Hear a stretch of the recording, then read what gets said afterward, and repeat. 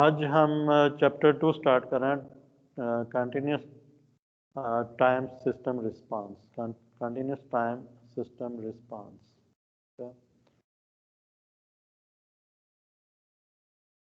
Chapter 1 is over, and now we are going to see chapter 2.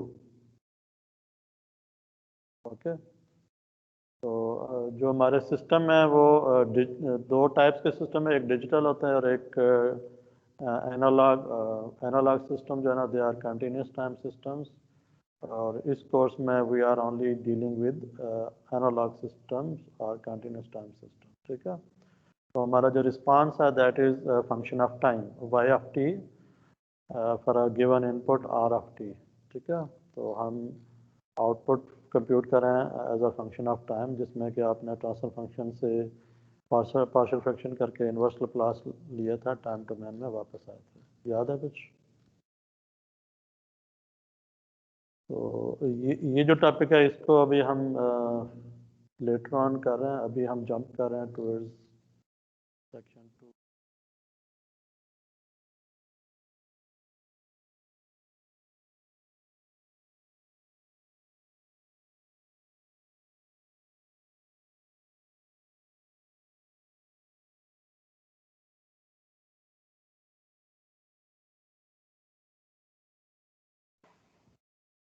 Start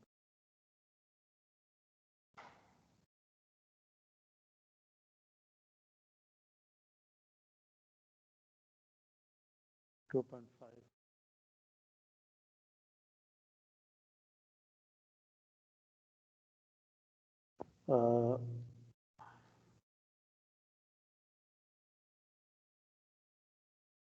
2.5 stability testing. ठीक है। आज हम इस टॉपिक के ऊपर डिस्कशन करना चाह रहे हैं, व्हाट इज स्टेबिलिटी टेस्टिंग।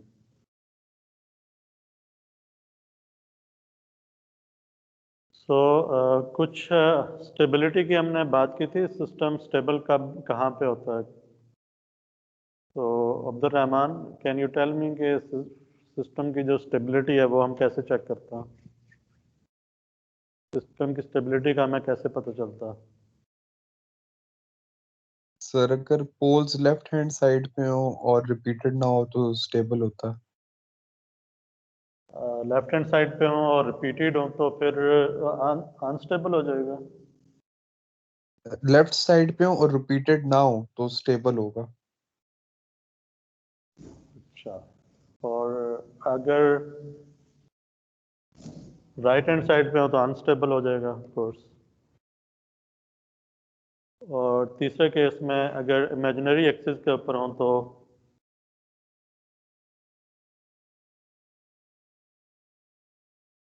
अगर रूट्स तो इमेजिनरी एक्सिस के ऊपर हो मार्जिनली स्टेबल हो जाएगा सर पे। मार्जिनली स्टेबल होगा। बिल्कुल सही। ठीक है। ओके। और अगर इमेजिनरी एक्सिस पे हो और रिपीटेड हो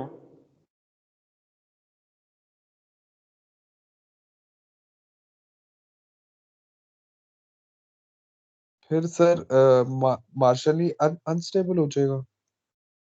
नहीं, फिर मार्जिनली वाली बात खत्म हो जाएगी, फिर सिस्टम अनस्टेबल हो जाएगा। ठीक है। राइट। Yes sir. अच्छा। तो इसका मतलब है कि हम अभी जो हमारा टॉपिक है दैट इज स्टेबिलिटी टेस्टिंग। तो स्टेबिलिटी टेस्ट का एक तरीका ये है कि आप सिस्टम के पोल्स की लोकेशन देख लें कि वो कहाँ पे हैं। ठीक है। तो आज का टॉपिक जो हमारा है वो टोटली सोली सिस्टम की स्टेबिलिटी टेस्टिंग के ऊपर है। And there you will find out कि देर आर वेज कि हम सिस्टम की स्टेबिलिटी को कैसे चेक करते हैं। ठीक है। क्योंकि कंट्रोल सिस्टम में जो पहला स्टेप होता है वो ये होता है कि आपको पहले ये पता होना चाहिए कि सिस्टम आपका स्टेबल है या नहीं है। और नेक्स्ट स्टेप के ऊपर आप उसको कंट्रोल अप्लाई करते हैं। तो कंट्रोल अप्लाई करते हुए आप ये देखते हैं कि मैंने सिस्टम से क्या परफॉर्मेंस जो है वो अचीव करनी है। अगर सिस्टम मेरा स्टेबल है तो मैं उसकी परफॉर्मेंस को इंक्रीज़ करने के लिए मैं उसको क्लोज लूप अप्लाई करूँगा। ठीक है। उस सिस्टम का कंट्रोलर डिज़ाइन करूँगा एंड सो ऑन। ठीक है। और अगर मेरा सिस्टम अनस्टेबल है तो पहले स्टेप पे मैं उसको स्टेबल करने की कोशिश करूँगा, स्टेप ऐसा कंट्रोल उसके ऊपर लगाऊंगा, कोई कंपनसेटर डिज़ाइन तो उसके ऊपर अप्लाई करूँगा कि मेरा सिस्टम स्टेबल हो जाए, और उसके बाद स्टेबल होने के बाद फिर मैं उसको नेक्स्ट स्टेप पे उसकी परफॉर्मेंस को इंक्रीज करूँगा फर्दर। ठीक है, राइट। तो इसलिए स्टेबिलिटी टेस्ट जो है ना वो इम्पोर्टेंट है कि पहले हमें पता तो चले सिस्टम का कि सिस्टम क्या स्टेबल है या नहीं है। अगर स्टेबल नहीं है तो पहले मुझे पहली एफर्ट में मुझे उसको स्टेबल करना है, और स्टेबल करने के बाद फिर नेक्स्ट स्टेप पे मैं उसको ऊपर कंट्रोल अप्लाई करके उसकी परफॉर्मेंस को इन्हेंस करूँगा। ठीक है, राइट। तो स्टेबिलिटी टेस्टिंग का जो पहला जो वे है वो हम ऑलरेडी कर चुके हुए हैं, जिसमें हम हमारे पास अगर कोई भी ट्रांसफ़र फंक्शन गिवन है, उस ट्रांसफ़र फंक्शन का जो डिनोमिनेटर है उस पे हम फैक्टर बना लें, और उन फैक्टर्स को हम देख लें। Those factors are basically poles of the system, और उन पोल्स को हम देख के बता सकते हैं कि सिस्टम स्टेबल है या नहीं। तो अगर वो पोल्स सारे के सारे लेफ्ट ऑफ प्लेन में हैं तो सिस्टम स्टेबल होगा, अगर राइट ऑफ प्लेन में है तो सिस्टम अनस्टेबल होगा। और उसके बाद फिर हमने मार्जिनली स्टेबल की भी हमने बात की, और फिर देखा कि रिपीटेड रूट्स हैं अगर, तो फिर सिस्टम मार्जिनली स्टेबल होगा अगर लेफ्ट ऑफ प्लेन में है, या फिर इमेजिनरी एक्सिस के ऊपर अगर रिपीटेड रूट्स हैं तो फिर सिस्टम अनस्टेबल हो जाएगा। ठीक है,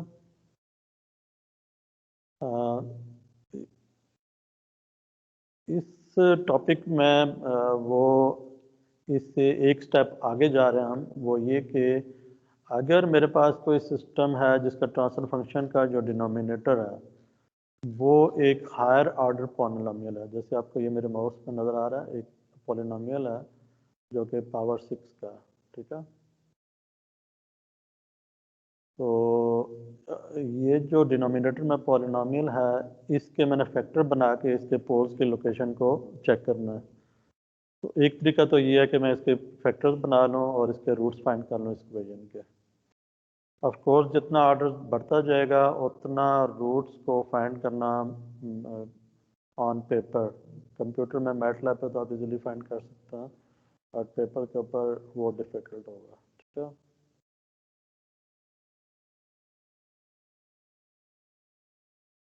राइट।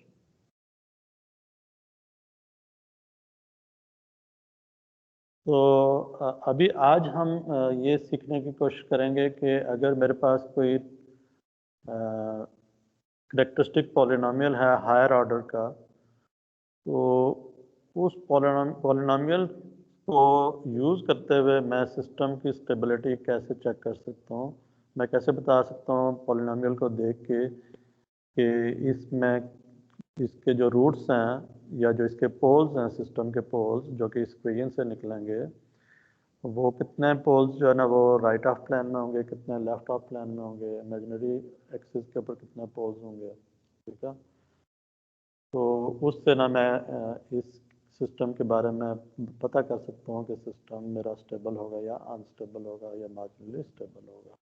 ठीक है, तो for computational purposes I would like to apply some technique जो कि इस करेक्टरिस्टिक पॉलिनोमियल के ऊपर मैं अप्लाई करके बता सकूं कि इस सिस्टम की स्टेबिलिटी क्या है। सही है।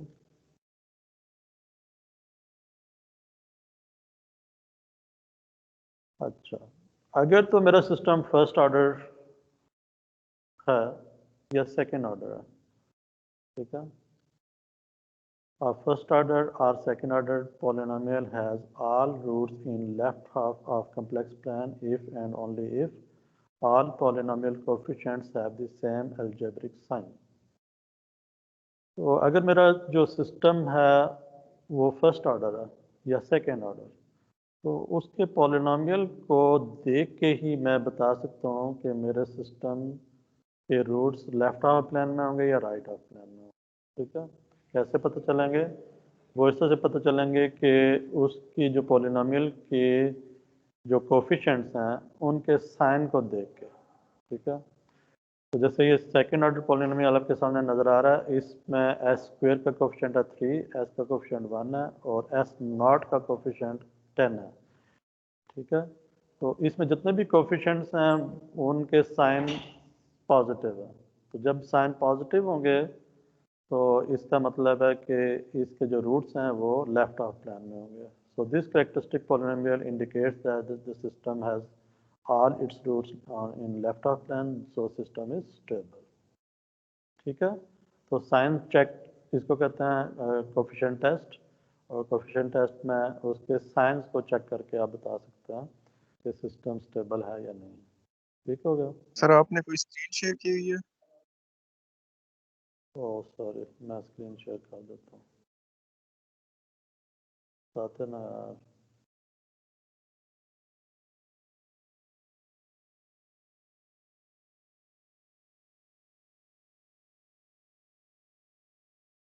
अभी स्क्रीन विजिबल है?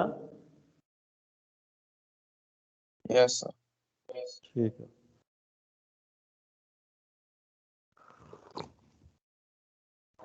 तो अभी जो हम बात कर रहे थे उसमें section 2.5 that is about stability testing. तो इस स्टेबिलिटी टेस्टिंग में हमारे पास मैं थोड़ा सा रिवाइज कर लेता हूँ क्योंकि स्क्रीन आपको विजिबल नहीं थी।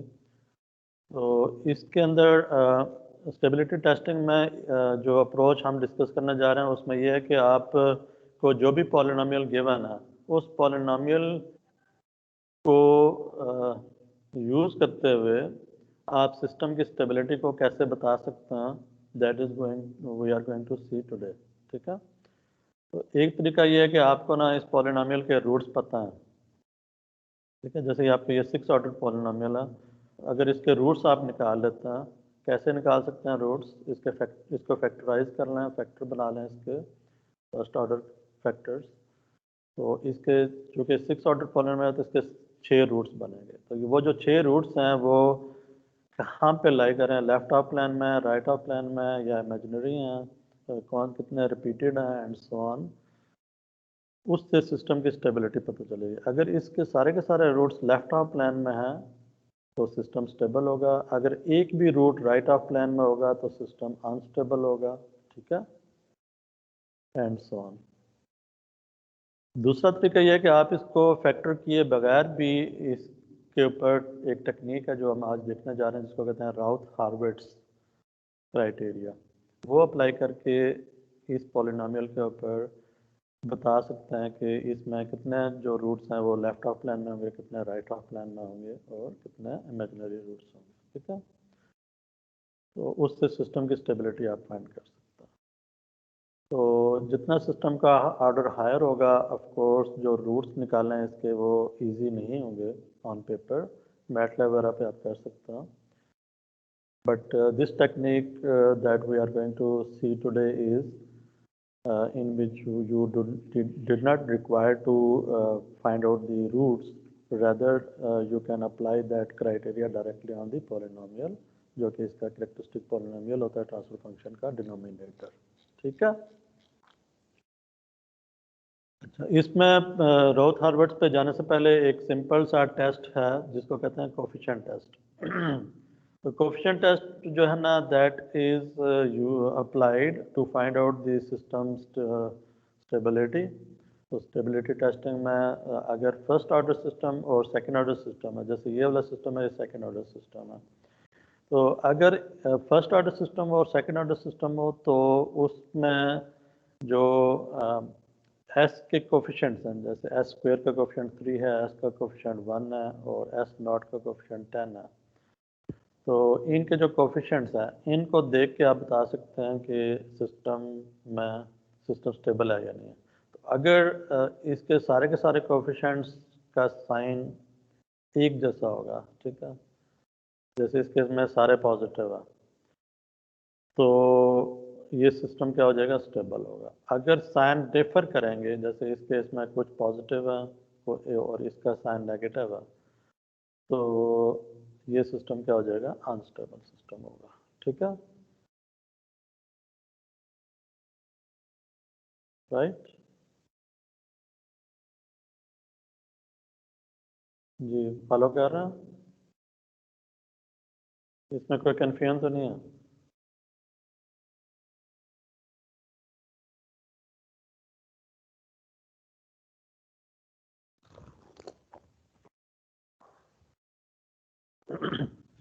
सो हम सिस्टम के रूट्स नहीं निकालेंगे, हम डायरेक्ट पॉलिनोमियल के ऊपर ही टेक्निक अप्लाई करेंगे, जिसको देख के ही हम बता सकेंगे कि सिस्टम स्टेबल है या नहीं। तो हमने सिस्टम स्टेबिलिटी चेक करनी है।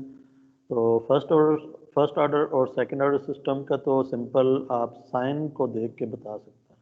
जैसे ये पॉलिनोमियल है तो इसमें साइन, सारे कोएफिशिएंट्स का साइन पॉजिटिव है, तो सिस्टम क्या हो जाएगा, स्टेबल होगा। अगर साइन एक कोएफिशिएंट का भी साइन नेगेटिव है, जैसे यहाँ नेगेटिव आ गया, तो ये सिस्टम क्या हो जाएगा, अनस्टेबल हो जाएगा। ठीक है, simple check. Got the point?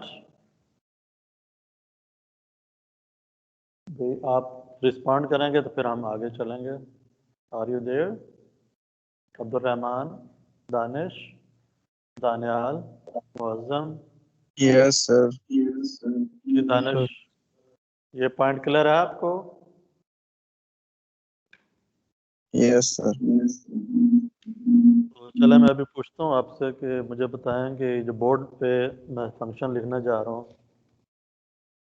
2s² - 3s + 1, अभी बताएं ये सिस्टम स्टेबल है या नहीं है?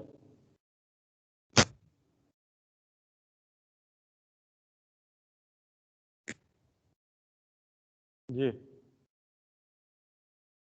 दानिश,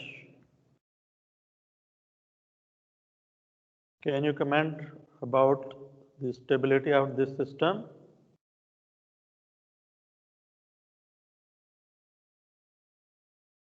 Anyone? जी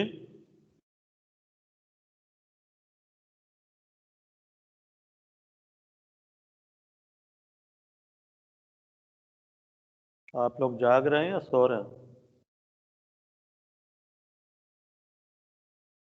मैंने कोई मुश्किल क्वेश्चन तो नहीं पूछ लिया? अब जागे हैं सर। जागे में तो मैंने मुश्किल क्वेश्चन तो नहीं पूछा अभी? सर मैं जरा लेट आया हूँ तो मैंने आपको पिछली वाली बात सुनी नहीं थी।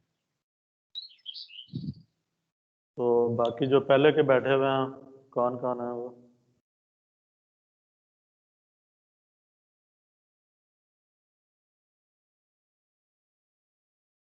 मुअज्जम, हबीबुल्लाह, उमैद, आप लोग कहाँ पे हैं?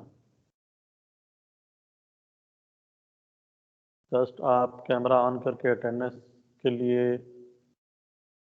लॉगिन करके चले गए? दानिश? नहीं सर, इधर ही हूँ। हाँ तो हबीब इधर आप हूँ सर। बताओ जी, जी क्या हाल सर। है आपके? ठीक है जी। हबीब बताओ, आपको ये फंक्शन नजर आ रहा है पॉलिनोमियल पी ऑफ एस, जी 2s² जी - s + 1? जी तो बिल्कुल अभी आ जो रहा है। मैंने थोड़ी देर पहले डिस्कशन की है, उस डिस्कशन के अकॉर्डिंगली आप मुझे बता सकते हो कि सिस्टम जो है वो स्टेबल है या नहीं है? सर कैन यू मैं यही कमेंट? कह रहा था, मैं जरा हाँ लेट आया था तो आपकी बात सुनी नहीं पिछली वाली। मैं जरा लेट है, मैं अभी ज्वाइन किया 5 मिनट पहले। अच्छा दानियाल, आप तो काफ़ी टाइम से बैठे हुए हो, can you turn your mic on?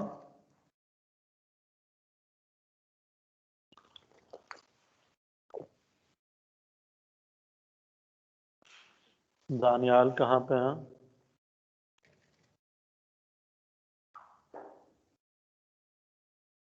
इस तरह से तो मैं एब्सेंट लगाऊंगा आप लोगों की।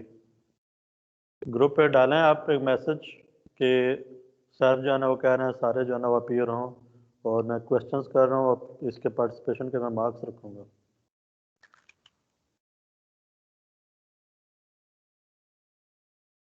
अटेंडेंस भी आपकी कम है। कितने लोग हैं अभी? Only 7 out of 14। सर वो एफआईपी की प्रेजेंटेशन चल रही हैं बच्चों की, क्या चल रहा है? प्रेजेंटेशन एफआईपी की। अच्छा, मतलब आप वैसे ही जो है ना वो कैमरा ऑन करके बैठ गए हो। नहीं, मेरी नहीं चल रही, काफी सारों की चल रही है। लेकिन जो लोग यहाँ अपीयर हो रहे हो वो तो क्लास में पार्टिसिपेट करो ना। सर इनके फैक्टर्स के जरिए पोल्स और जीरोस चेक करेंगे। समझ नहीं आई। सर फैक्टर्स बना के सर चेक करेंगे कि ये किस प्लान में लाए करते हैं, उस हिसाब से सारी स्टेबिलिटी की पता लगेगा।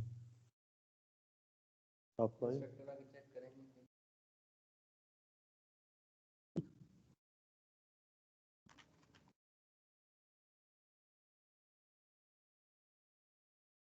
चले मैं फिर रिपीट कर देता हूँ जो पहले मैंने डिस्कशन की है।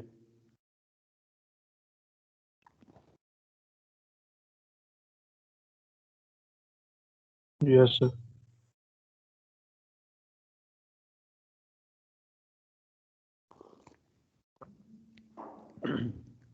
एक मिनट होल्ड कीजिएगा।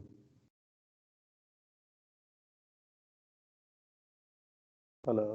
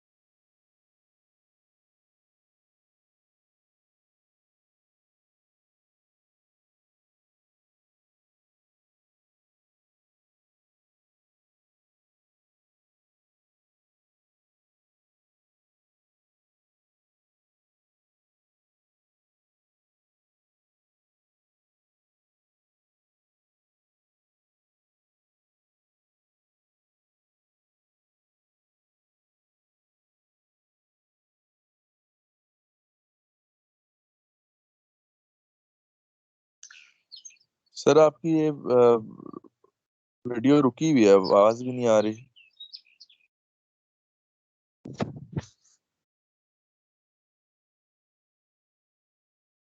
Same here bro.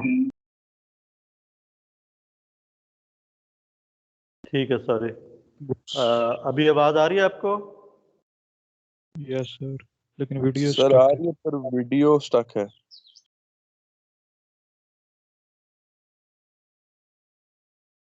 वीडियो में डिले आ रहा है? यस सर, डिले आ रहा है। आवाज़ सही आ रही है। आवाज़ ठीक आ रही है। सर डिले नहीं आ रहा, एक ही जगह फ्रीज हो जाती है स्क्रीन। स्क्रीन एक जगह पे स्टक कर रही है। बहुत ज़्यादा डिले है मतलब। यस सर, बहुत ज़्यादा।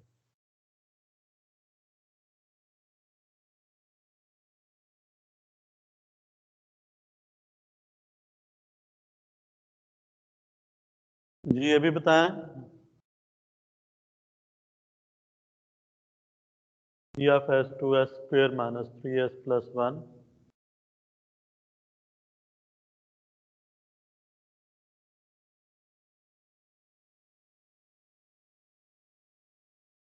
ये अभी डिले तो नहीं आ रहा?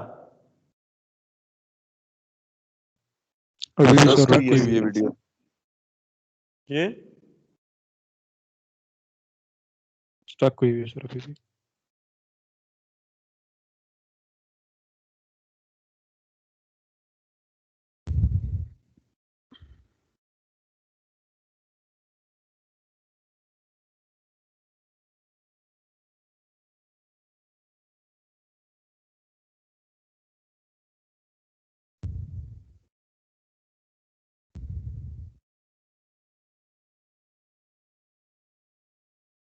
अभी टेस्ट कर रहे हैं, थोड़ा वेट कीजिएगा।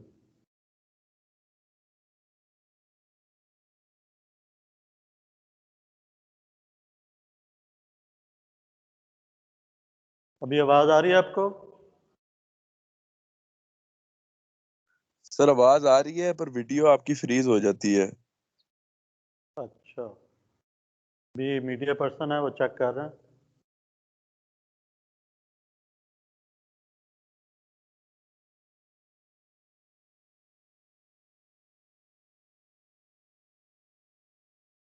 जी फिर चेक करें P of S is equal to 2s square minus 3s plus 1।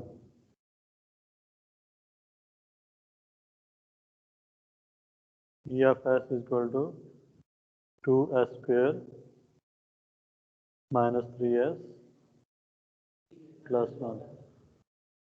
अच्छा नहीं काफ़ी ज़्यादा है ना, देखा आप किधर चला गया मैं अभी तक वहाँ स्टक कर रहा आता बहुत ज़्यादा।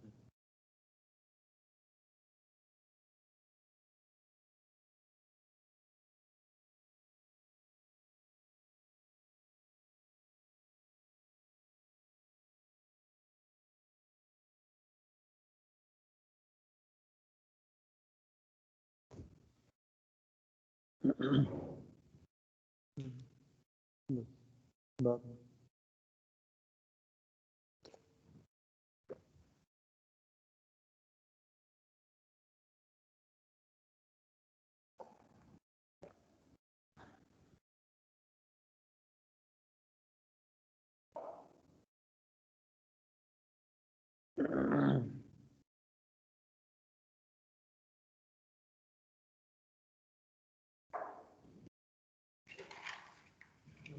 हाँ नेट फुल हो चुका है।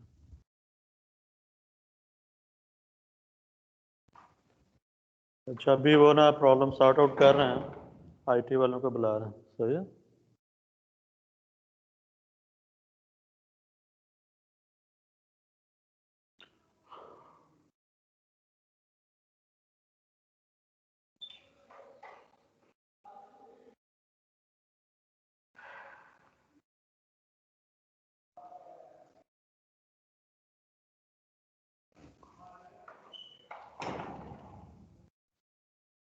आज सर मेरे ख्याल है लोगों के इधर अटेंडेंस लगा दें, इंटरनेट हमारी का प्रेजेंटेशन है। जी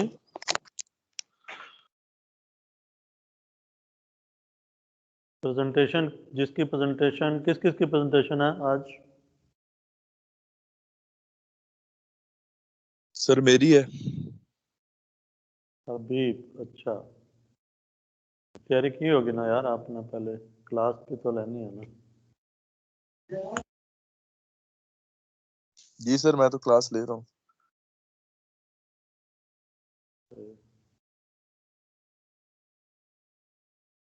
अच्छा चलें हम कंटिन्यू रखते हैं। अभी हम ये कह रहे हैं कि सिस्टम की जो स्टेबिलिटी है ना वो हम देख सकते हैं करेक्टरिस्टिक पॉलिनोमियल के रूट्स को देख के, ठीक है। अगर मेरे करेक्टरिस्टिक पॉलिनोमियल के रूट्स जो है ना वो लेफ्ट ऑफ प्लेन में है तो सिस्टम स्टेबल होगा, और अगर राइट ऑफ प्लेन में है तो सिस्टम अनस्टेबल होगा, ठीक है। अच्छा अभी जो हम इस टॉपिक में देखने जा रहे हैं टेक्निक, वो ये है कि हम बजाय इसके कि सिस्टम के रूट्स फाइंड करें और उससे फिर स्टेबिलिटी का बताएं, हम डायरेक्ट पॉलिनोमियल को करेक्टरिस्टिक पॉलिनोमियल्स को देख के उसके ऊपर टेक्निक अप्लाई करके डायरेक्टली भी बता सकते हैं कि सिस्टम स्टेबल है या नहीं है, ठीक है। तो वो हम इस क्लास में देखने जा रहे हैं। तो उसकी वजह ये कि अगर आपके पास पॉलिनोमियल हायर ऑर्डर डिग्री का है, लेट्स यहाँ पे ये पॉलिनोमियल नज़र आ रहा है ना आपको, इसमें पावर 6 है, तो इसके रूट्स फाइंड करना it would be quite hard problem, ठीक है। इसको फैक्टराइज करेंगे, इससे जब इसका ऑर्डर फर्दर इंक्रीज करेगा तो ये प्रॉब्लम और ज़्यादा डिफ़िकल्ट हो जाएगा, ठीक है। तो उसके लिए फिर हम ये करते हैं कि हम ये टेक्निक है जिसको हम कहते हैं there are two ways, number one is coefficient test and the other one would be I will tell you Routh Hurwitz criteria, ठीक है। इन दो टेक्निक्स को अप्लाई करके हम किसी भी पॉलिनोमियल के बारे में कमेंट कर सकते हैं कि ये पॉलिनोमियल जो है इस जिस ट्रांसफर फंक्शन से ये पॉलिनोमियल हमने लिया है वो ट्रांसफर फंक्शन जिस सिस्टम का है वो सिस्टम स्टेबल है या नहीं है, ठीक है। तो कोफिशिएंट टेस्ट में जो सबसे पहला क्राइटेरिया वो ये है कि अगर सिस्टम मेरा फर्स्ट ऑर्डर और या फिर सेकंड ऑर्डर हो तो उसके कोफिशिएंट्स, उसके पॉलिनोमियल में एस के कोफिशिएंट्स को देख के हम बता सकते हैं कि सिस्टम स्टेबल है या नहीं है। वो कैसे? वो इस तरह से कि अगर कोफिशिएंट्स के साइन सेम हैं, सारे कोफिशिएंट के साइन एक जैसे हैं, तो सिस्टम स्टेबल होगा। अगर साइन डिफरेंट हैं तो सिस्टम क्या होगा, अनस्टेबल होगा। ठीक है, तो जैसे इस केस में एस स्क्वेयर का कोफिशिएंट 3 है, एस का कोफिशिएंट 1 है, एस नॉट का कोफिशिएंट 10 है। तो जितने भी एस के कोफिशिएंट्स हैं वो सारे सेम साइन के हैं, सारे पॉजिटिव हैं। तो इस वजह से ये सिस्टम क्या होगा, स्टेबल होगा। और सेकंड जो पॉलिनोमियल आपको नज़र आ रहा है, इसमें जो आपको एस के कोफिशिएंट्स हैं उसमें कुछ पॉजिटिव हैं और कुछ नेगेटिव हैं। जैसे एस स्क्वायर का कोफिशिएंट +3, एस पावर 1 का कोफिशिएंट +1, बट जो एस नॉट का कोफिशिएंट है दैट इज़ -10। तो इसका साइन जो है ना वो माइनस है, तो सिस्टम क्या हो जाएगा, अनस्टेबल होगा। ठीक है, अगर ये सारे माइनस होते, -3, -1, -10, तो माइनस आप कॉमन ले लेते, तो अगेन सिस्टम क्या रहता, उसके सारे साइन पॉजिटिव हो जाते, सारे कोफिशिएंट के साइन, तो सिस्टम स्टेबल होता। ठीक है, ये बात समझ आ गई है? सर ये साइन पे डिपेंड करता है कोफिशिएंट्स जी, को? जी सर। जी कोफिशिएंट के साइन को देख के ना आप बता सकते हैं कि सिस्टम स्टेबल है या नहीं। अगर एक भी सर नेगेटिव हो अगर जाए तो स्क्वायर से अनस्टेबल। बड़ी डिग्री आ अगर जाए फिर एक कितना चाहिए? अगर साइन डिफर करेंगे, कुछ पॉजिटिव होंगे कुछ नेगेटिव, तो सिस्टम क्या होगा, अनस्टेबल होगा। सर ये आपने सेम बताया आना कि चाहिए। अगर लीनियर फंक्शन हो और ये स्क्वायर में हो, अगर ये डिग्रीज की 3 हो जाए फिर क्या करेंगे? अगर डिग्री 3 होगी ना, फिर ये कोफिशिएंट टेस्ट अभी हम आगे चल के देखेंगे कि कोफिशिएंट टेस्ट फिर एप्लीकेबल नहीं रहेगा। Okay sir. ठीक है, तो ये जो है ये सिर्फ और सिर्फ सेकंड ऑर्डर तक है। फर्स्ट ऑर्डर और सेकंड ऑर्डर तक अगर मेरे पास पॉलिनोमियल है फर्स्ट ऑर्डर या सेकंड ऑर्डर, तो उसमें साइन को देख के मैं बता सकता हूँ कि साइन अगर पॉजिटिव है सारे या सारे नेगेटिव हैं तो सिस्टम स्टेबल होगा। अगर एक भी साइन फर्क होगा तो फिर सिस्टम अनस्टेबल होगा। ठीक है, सिंपल। तो इसके ऊपर कमेंट करें आप, unstable, stable, non stable. Unstable sir. बिल्कुल ये अनस्टेबल, अनस्टेबल। बिल्कुल सही, गुड, चलो सही हो गया। अब हम आगे चलते हैं। What about this system?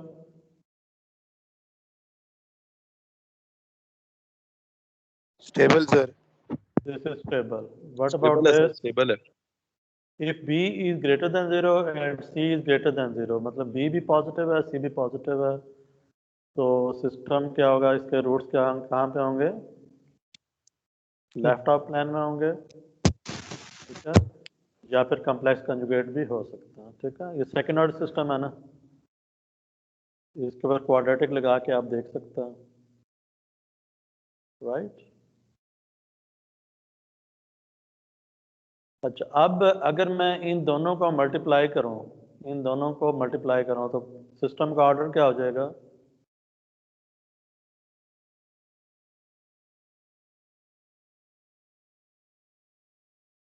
What would be the order of the system in दोनों फैक्टर्स को मल्टीप्लाई करने से?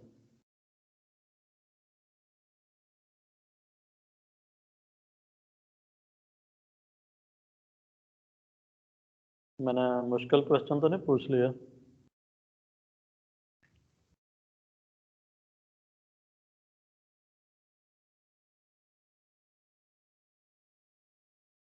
एक फर्स्ट ऑर्डर पॉलिनोमियल है, एक सेकंड ऑर्डर पॉलिनोमियल, दोनों को मल्टीप्लाई करूंगा तो कितने ऑर्डर का थर्ड पॉलिनोमियल बनेगा?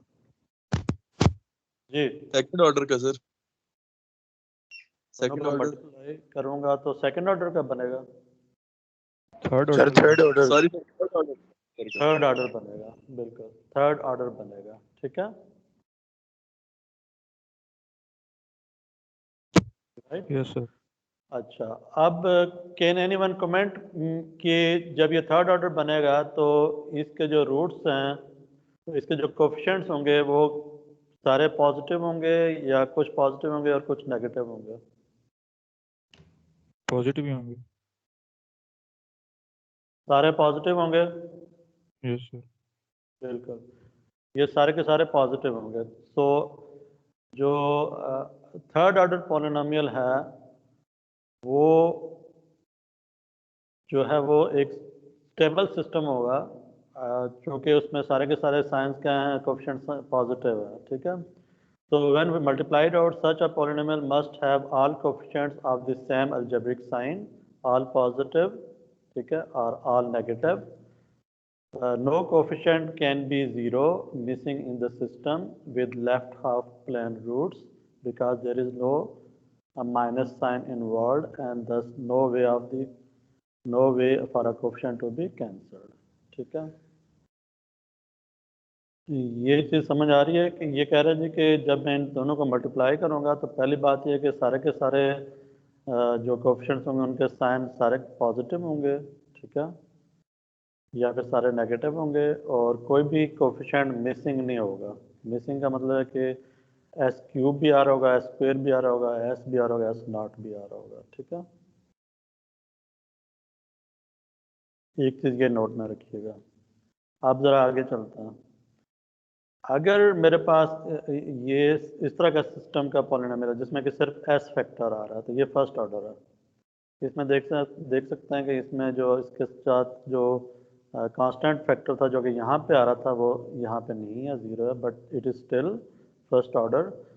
अगर ये फर्स्ट ऑर्डर है और इसमें एक ही कोएफिशिएंट है, इसका साइन पॉजिटिव है, तो ये सिस्टम जो आपका है पॉलिनोमियल, ये फर्स्ट ऑर्डर पॉलिनोमियल एक स्टेबल सिस्टम को इंडिकेट कर रहा है। और आपको पता है कि जब सिस्टम का रूट ओरिजिन पे होता है, ओरिजिन पे रूट अगर हो तो सिस्टम स्टेबल होता है, मार्जिनली स्टेबल होता है, ठीक है, but it is stable, right.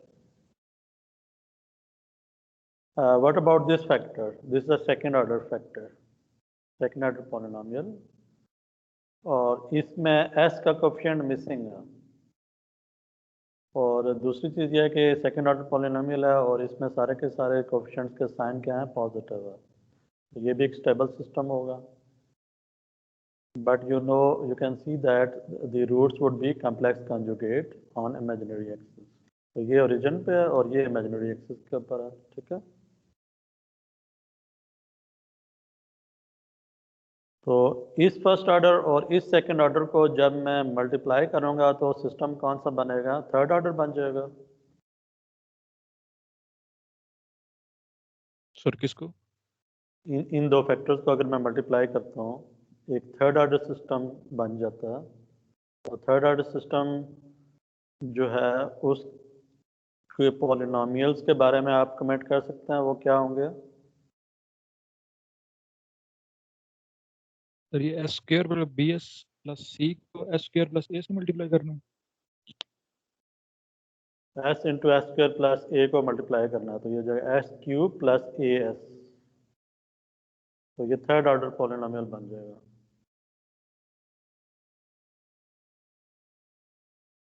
तो अगर मैं इन दोनों को मल्टीप्लाई करता हूँ तो इसका इम्पैक्ट क्या होगा? इसका इम्पैक्ट ये होगा कि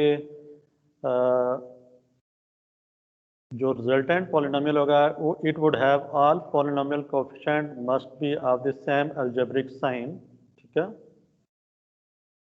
but some coefficients can be zero.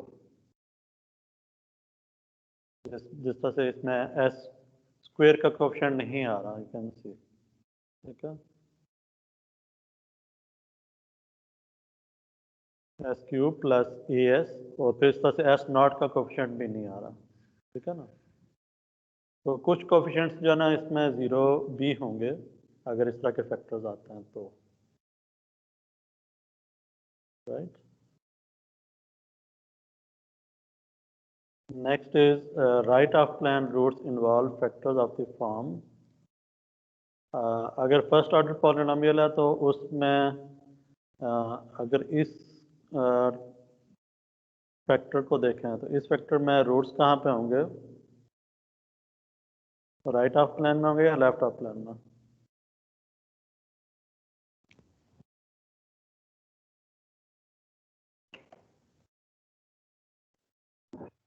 S square minus A S plus B में सर। नहीं, ये जो जहाँ पे मेरा माउस है S minus A, minus left half plane में होंगे। लेफ्ट हाफ में होंगे श्योर मतलब लेफ्ट साइड पे बनेंगे। If A is greater than 0 then the real axis root is in the right half plane, ये लिखा हुआ है। इस फैक्टर का जो रूट होगा वो राइट ऑफ प्लेन में होगा, क्योंकि s माइनस ए को 0 करेंगे तो s इक्वल टू क्या हो जाएगा, प्लस ए हो जाएगा। प्लस ए, प्लस ए जो है ना वो राइट ऑफ प्लेन में चला जाएगा। सर प्लस ए को हम लेफ्ट में नहीं ड्रॉ करते? एंड व्हाट अबाउट दिस जो सेकंड ऑर्डर पॉलिनोमियल है,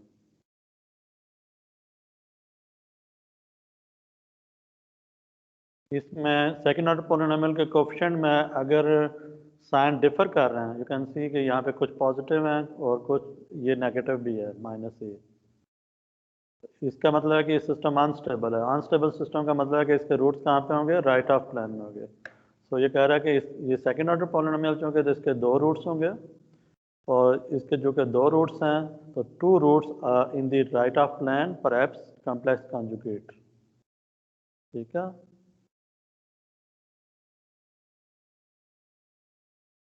तो यहाँ पे मैं रिवाइज कर लेता हूँ। इसमें दोनों रूट्स फर्स्ट ऑर्डर और सेकंड ऑर्डर में चूँकि सारे कोएफिशिएंट पॉजिटिव हैं तो रूट्स लेफ्ट ऑफ प्लेन में हैं और सेकंड ऑर्डर पॉलिनोमियल में लेफ्ट ऑफ प्लेन में कॉम्प्लेक्स कॉन्जुगेट होंगे। इस तरह के फैक्टर आते हैं तो रूट्स कहाँ पे होंगे, ओरिजिन पे हो सकते हैं या फिर कॉम्प्लेक्स प्लेन पे हो सकते हैं और कॉम्प्लेक्स प्लेन में ये कॉन्जुगेट पेयर में होंगे। ठीक है, और तीसरे केस में अगर इस तरह का फर्स्ट ऑर्डर पॉलिनोमियल है और इस तरह का सेकंड ऑर्डर पॉलिनोमियल है तो इसके रूट्स राइट ऑफ प्लेन में होंगे और अगर सेकंड ऑर्डर पॉलिनोमियल में राइट ऑफ प्लेन में है तो वो कॉम्प्लेक्स भी हो सकते हैं। ठीक है,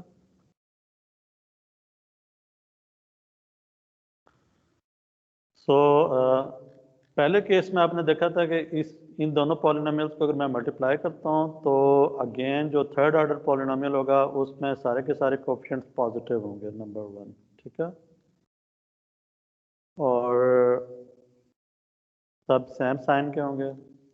सेकंड जो केस है इसमें अगर जब मैं दोनों फैक्टर्स को मल्टीप्लाई करता हूँ तो जो थर्ड ऑर्डर पॉलिनोमियल बनेगा उसमें कुछ कोएफिशिएंट्स, पहली बात सारे कोएफिशिएंट्स पॉजिटिव होंगे बट कुछ कोएफिशिएंट्स मिसिंग भी होंगे। ठीक है,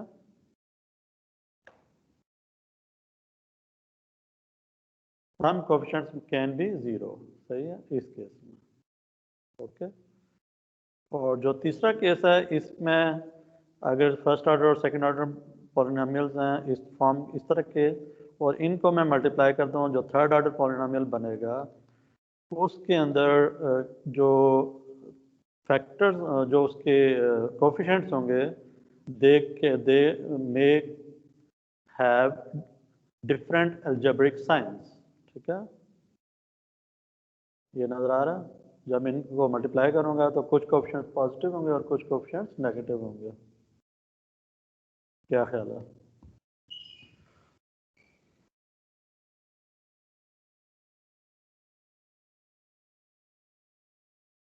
तो इसका मतलब है कि अगर मेरे पास फर्स्ट ऑर्डर और सेकंड ऑर्डर पॉलिनोमियल से हायर ऑर्डर पॉलिनोमियल होगा तो उसमें ये तीनों पॉसिबिलिटीज आ सकती हैं वन बाय वन जो हमने देखी हैं। मतलब कि उसमें कुछ कोएफिशिएंट्स मिसिंग भी हो सकते हैं हायर ऑर्डर पॉलिनोमियल में। जैसे इस केस में ये जो पॉलिनोमियल आपको नज़र आ रहा है इसमें फिफ्थ ऑर्डर पॉलिनोमियल मिसिंग है, एस की पावर 5 नहीं आ रही। ठीक है, बाकी सारी आ रही हैं। ठीक है, इसका मतलब है कि इसमें कुछ इस तरह के फैक्टर भी हो सकते हैं और सेकेंडली इसमें कुछ साइंस पॉजिटिव हैं कुछ नेगेटिव आ रहे हैं तो इसका मतलब इस तरह के फैक्टर्स हो सकते हैं इसके अंदर। ठीक है, तो इस तरह के फैक्टर्स होंगे तो ऑफकोर्स फिर साइन नेगेटिव भी आ सकता है। अगर इस तरह के फैक्टर्स होंगे तो सारे के सारे साइन पॉजिटिव होंगे। इस तरह के फैक्टर्स होंगे तो क्या होगा, कुछ टर्म्स मिसिंग होंगी। इस तरह के फैक्टर्स होंगे तो साइंस नेगेटिव भी हो सकता है। ठीक है, तो there are 3 possibilities in a higher order polynomial, the polynomial which has degree greater than or equal to 3। ठीक हो गया, तो इस चीज़ को सामने रखते हुए यहाँ पे एक टेबल समरी है जो कि ये बता रही है कि किसी भी पॉलिनोमियल के कोएफिशिएंट्स को देख के क्या मैं कोई कंक्लूजन ड्रा कर सकता हूँ about the root from the coefficient test कि अगर उस पॉलिनोमियल के साइन डिफर कर रहे हैं, जैसे अभी आपको नजर आ रहा है पॉलिनोमियल इसमें साइन डिफर कर रहे हैं, तो differing algebraic signs means at least one right of plane root. तो डिफरेंट साइंस इस वजह से आ रहे हैं, ठीक है, कि जिसकी वजह से you can conclude that by looking at the polynomial कि इसमें कोई एक राइट ऑफ प्लान रूट पड़ा हुआ है, तो इसका मतलब है कि सिस्टम अनस्टेबल होगा, ठीक है। Zero valued coefficient, zero valued coefficient का मतलब है कि कोई ऐसा कोफिशेंट एस की टर्म है जिसका कोफिशेंट ज़ीरो है, ठीक है, इसको कहते हैं ज़ीरो वैल्यूड कोफिशेंट। जैसे यहाँ पे एस की पावर 5 जो है ना वो टर्म मिसिंग है, क्योंकि एस की पावर 5 का जो कोफिशेंट है वो ज़ीरो है। अगर कोफिशेंट ज़ीरो है तो इसका मतलब ये है कि इसमें इमेजिनरी एक्सिस के ऊपर रूट्स हो सकते हैं, ठीक है, या फिर राइट ऑफ प्लान रूट्स भी हो सकते हैं, ठीक है ना, या फिर ये दोनों पॉसिबिलिटीज हो सकती हैं, ठीक है।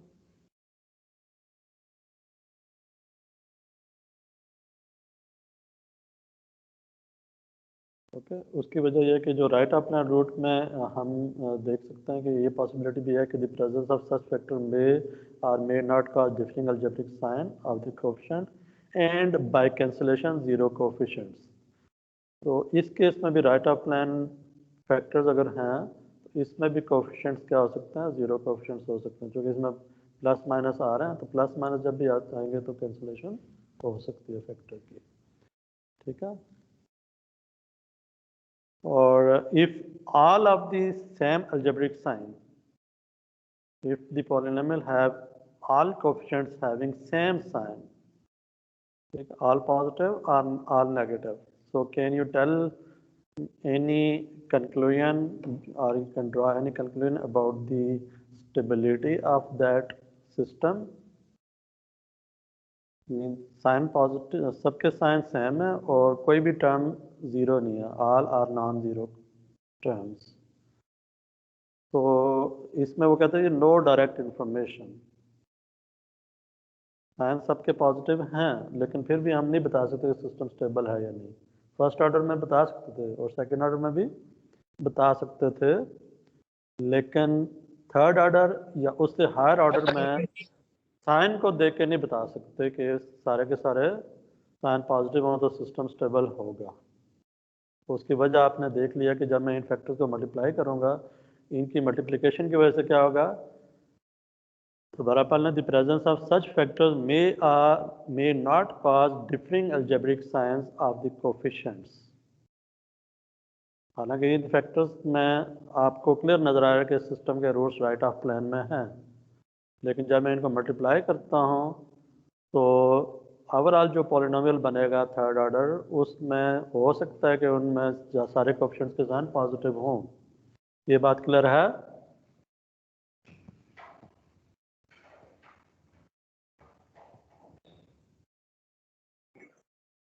जी स्टूडेंट्स, इसको ज़रा कोई एग्जांपल पे अप्लाई करके देखें कि जिसमें कि इस तरह के फैक्टर्स आ रहे हों और उनको मल्टीप्लाई करें, कुछ फैक्टर्स माइनस में भी हैं, तो रिजल्ट जो है ना वो क्या हो जाए, प्लस हो जाए। जैसे मैं यहाँ पे इसको मल्टीप्लाई करता हूँ, एस इंटू एस स्क्वायर क्या हो जाएगा, एस क्यूब, उसके बाद minus A into minus A S, तो ये प्लस ए एस हो जाएगा, ये प्लस ए स्क्वायर एस हो जाएगा। तो इफेक्टिवली पॉलिनोमियल क्या हो जाएगा, प्लस हो जाएगा, ठीक है। तो हो सकता है इसमें और भी केसेस हों जिसमें कि ना आपके सारा जो पॉलिनोमियल बने हैं उसमें सारे के सारे कोएफिशिएंट पॉजिटिव हो जाए। तो पॉजिटिव साइंस का मतलब ये हरगिज़ नहीं है कि सिस्टम क्या होगा, स्टेबल होगा, क्योंकि there is no direct information. आगे चलें।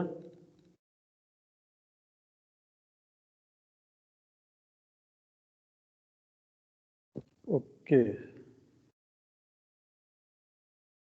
so examination of the coefficient signs yields no information about root location for the following polynomial. अगर मेरे पास ये polynomial है fifth order, तो can you comment on the stability of the system by looking at the signs of the coefficients?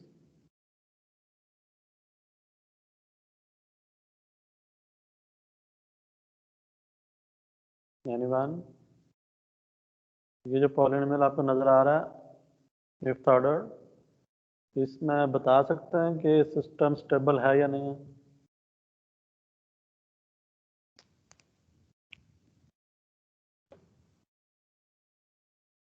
जाग रहे हैं या नहीं? Habibullah, Muazzam, yes sir, yes sir. जी बताएं ना जरा, इसके ऊपर बताएं, कमेंट करेंगे ये सिस्टम स्टेबल है या नहीं है? सर ये अनस्टेबल नहीं, स्टेबल लग रहा है। स्टेबल लग रहा है? Yes sir. सारे पॉजिटिव।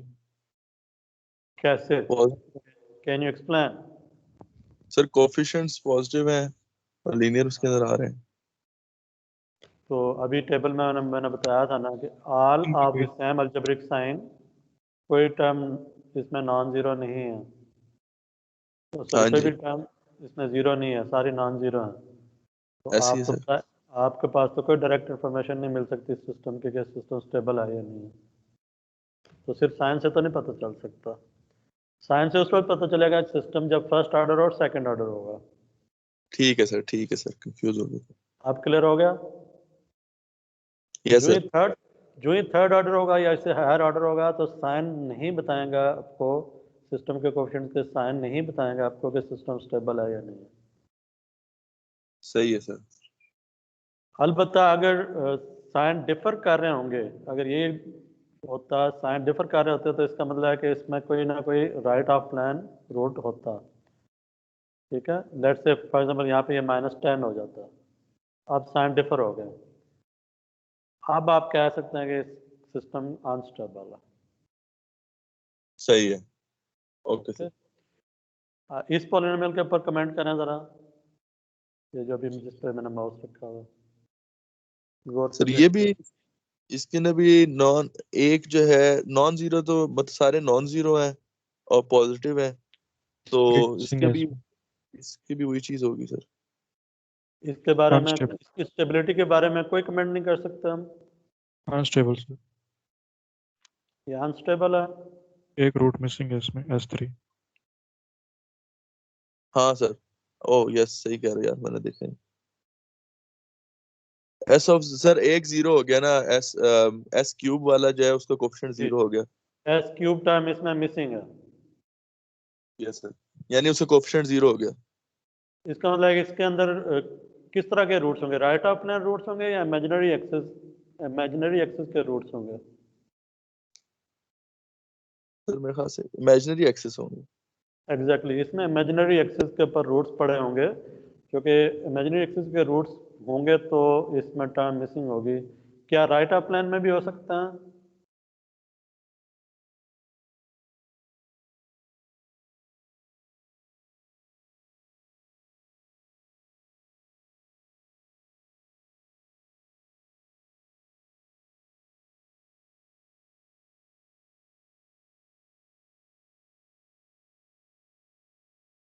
राइट ऑफ प्लेन में हो सकते हैं। हेलो। यस और नो? हेलो सर, आपकी आवाज कट रही है सर। हाँ, मैं ये कह रहा हूँ कि इसमें चूंकि एस क्यूब की टर्म मिसिंग है, तो इस मिसिंग टर्म को देख के हम क्या बता सकते हैं कि सिस्टम के रूट्स राइट ऑफ प्लेन में भी हो सकते हैं या नहीं? यस सर, हो सकते हैं। एग्जैक्टली हो सकते हैं, बिल्कुल सही। तो इसमें दोनों पॉसिबिलिटीज होंगी, इमेजिनरी एक्सिस रूट्स भी हो सकते हैं और राइट ऑफ प्लेन रूट्स भी हो सकते हैं। जीरो वैल्यूड कोफिशिएंट में दोनों पॉसिबिलिटीज होंगी, इमेजिनरी एक्सिस भी हो सकते हैं और राइट ऑफ प्लेन भी हो सकता है। डिफरिंग इन साइन हो तो फिर at least one right of plane root होगा। तो यहाँ पे साइन अगर डिफरेंट होता है इसका, इसमें सारे पॉलिनोमियल्स के कोफिशिएंट्स हैं, इसमें सॉरी सारे जो एस की टर्म्स हैं उनके कोफिशिएंट्स हैं, इसका साइन सबके सेम है, तो हम नहीं बता सकते कि सिस्टम के रूट्स लेफ्ट ऑफ प्लेन में या राइट ऑफ प्लेन में। हो सकता है राइट ऑफ प्लेन में हो पड़े हुए, लेकिन अगर कोई एक साइन नेगेटिव होता है यहाँ पे या एक से ज़्यादा, कुछ पॉजिटिव होते हैं कुछ नेगेटिव होते हैं, तो फिर हम उससे बता सकते हैं कि सिस्टम के रूट्स राइट ऑफ प्लेन में पड़े होंगे। ठीक है, damn sure. Done. I hope कि ना ये आपको क्लियर होगी बात कि किसी भी polynomial which is higher order which have order greater than और equal to 3, you can check comment about its stability by looking at the coefficients of the polynomial. कुछ मिसिंग है या कुछ के साइन डिफर कर रहे हैं या सबके साइन सेम है और कोई भी मिसिंग नहीं है, तो फिर उसके बारे में हम कोई इंफॉर्मेशन नहीं बता सकते। ठीक है, जैसे इस केस में we do not have any information about the stability. ठीक है, इस केस में हमें पता थी कि इसमें कुछ रूट्स हैं जो कि राइट ऑफ मैन में हो सकते हैं या फिर कम्प्लेक्स रूट्स हो सकते हैं। ठीक है, डन। Yes sir. ओके, अब हम नेक्स्ट टॉपिक पे आते हैं। पहले जो हमने जो किया दैट वाज कोफिशिएंट टेस्ट। अब इससे एक एडवांस टॉपिक है जो कि इस टेक्निक को अप्लाई करके आप पॉलिनोमियल के बारे में एग्जैक्टली बता सकते हैं कि उसमें कितने रूट्स राइट ऑफ प्लेन में होंगे, कितने लेफ्ट ऑफ प्लेन में होंगे, कितने इमेजिनरी होंगे। ठीक है ना, इसको सारे सिस्टम का ना वो आपको एक्सप्लोर करके बता देगा। तो that technique is called Routh Hurwitz testing. ठीक है, और उसमें पॉलिनोमियल किसी भी ऑर्डर का हो और उसमें कुछ टर्म मिसिंग है या नहीं है, साइन पॉजिटिव हैं, सारे नेगेटिव हैं, कुछ पॉजिटिव हैं, कुछ नेगेटिव हैं, तो सारी पॉसिबिलिटीज़ को ना ये कवर करेगा। ठीक है, अब हम इस टेक्निक को सीखने जा रहे हैं, राइट। तो सबसे पहले ना हम इसमें जो भी हमें पॉलिनोमियल गिवन होगा किसी भी ऑर्डर का, उसको हम इस टेबुलेटेड फॉर्म में ले आएंगे। An array of numbers ai, these are the number ai, is established as follows. These are the coefficients, are the coefficients।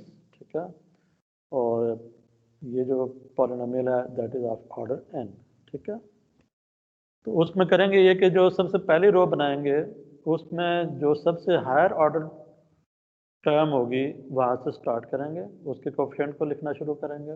ठीक है, और अगर ये जो आपकी टर्म है वो इवन टर्म है, तो हम इस पहली रो में जितने भी इवन टर्म्स होंगी उनके कोफिशिएंट्स लिखेंगे। जैसे यहाँ पे अगर s की पावर 4 होती तो यहाँ s की पावर 4 का कोफिशिएंट होता, फिर उसके बाद s स्क्वायर का कोफिशिएंट होता, फिर कांस्टेंट s नॉट कोफिशिएंट होता। तो s नॉट पावर 0 को हम इवन ही लेंगे। ठीक है, और उसके बाद जो ऑड ऑर्डर टर्म्स होंगी उनके कोफिशिएंट्स को सेकंड रो में हम नोट कर लेंगे। तो फॉर एग्जांपल मेरे पास ये एक पॉलिनोमियल है, इसका मैं टेबल कंस्ट्रक्ट करना चाह रहा हूँ। तो इसका जो ऑर्डर 4 है सबसे हाईएस्ट ऑर्डर, और वो है इवन। तो हम इवन से स्टार्ट कर रहे हैं इसमें, और इवन जो आपका इवन टर्म है उसका कोफिशिएंट 2 है पहले पावर 4 का। उसके बाद पावर 2 का कोफिशिएंट आ जाएगा विच इज़ 5, और फिर एस नॉट का कोफिशिएंट आ जाएगा विच इज़ 6। और उसके बाद फिर जो ऑड ऑर्डर पॉलिनोम टर्म्स हैं उनको हम डिसेंडिंग ऑर्डर में लिखना शुरू कर देंगे। सबसे पहले उसमें एस क्यूब का कोफिशिएंट है विच इज़ 3, उसके नीचे आ जाएगा।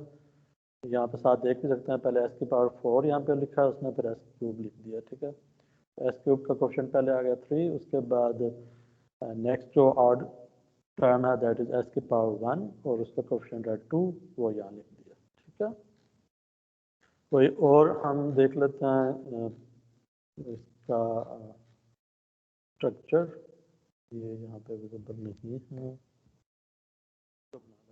ये भी 4 पावर का है, इसको देख लेते हैं। ठीक है, हबीब आप इसको बताएं ज़रा, आप सबसे पहले कौन सा होगा, एस की पावर 5 होगी, फिर 4 एंड सो ऑन। ठीक है, पावर चूँकि हाईएस्ट पावर 5 है तो ऑड ऑर्डर्ड को पहले हम लिखेंगे, एस की पावर 5 का कोफिशिएंट है 1, उसके बाद नेक्स्ट ऑड आ रहा है क्यूब।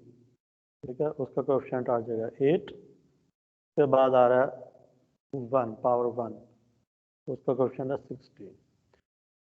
उसके बाद s की पावर 4, उसके अगेंस्ट कोफिशिएंट आ जाएगा पहले 2, उसके बाद s स्क्वायर विच इज़ 11 और उसके बाद कांस्टेंट विच इज़ 12। ठीक हो गया। तो ये हमारा बन जाएगा पहली 2 रोज फॉर राउथ हार्वर्ड क्राइटेरिया। ठीक है।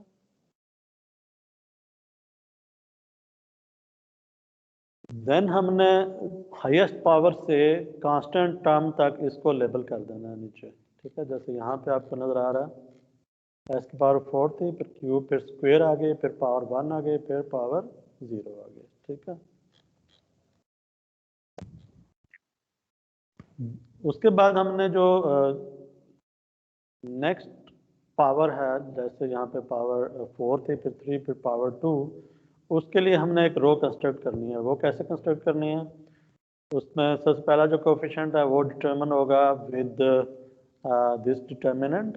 This determinant is minus of this column and this column or divided by the the entry which is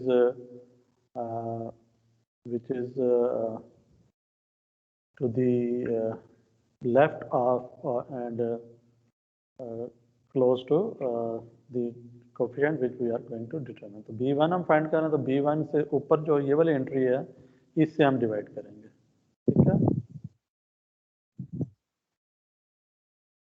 तो इसको मैं इस तरह से करने के बजाय डायरेक्ट माइनस साइन को मैं इग्नोर कर सकता हूँ। मैं ये करता हूँ b1 मैंने अगर फाइंड करना है तो मैं क्या करूँगा, इसको इससे मल्टीप्लाई कर दूंगा और माइनस इस नहीं सॉरी इसको इससे मल्टीप्लाई करूँगा, माइनस इसको इससे मल्टीप्लाई करूँगा, divided by this coefficient a(-1)।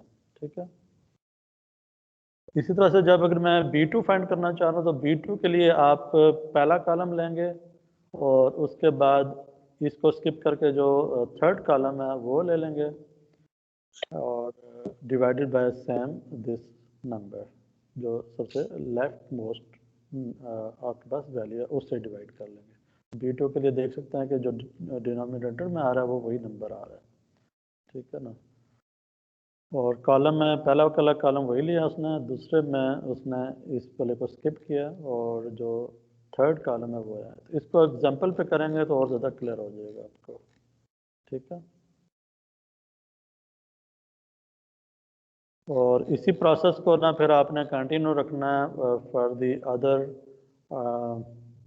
Factors, other terms. जैसे यहाँ पे s की पावर n-2 के लिए किया, फिर n-3 के लिए, n-4 के लिए एंड सो ऑन s0 तक। ठीक है। लेट्स से हम ये एग्जांपल कर लेते हैं। इस एग्जांपल के ऊपर ना हम अप्लाई करते हैं।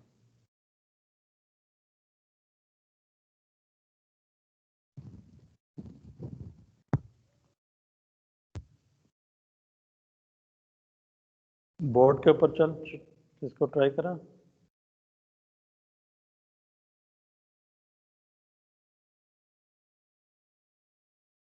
क्या कहते हैं?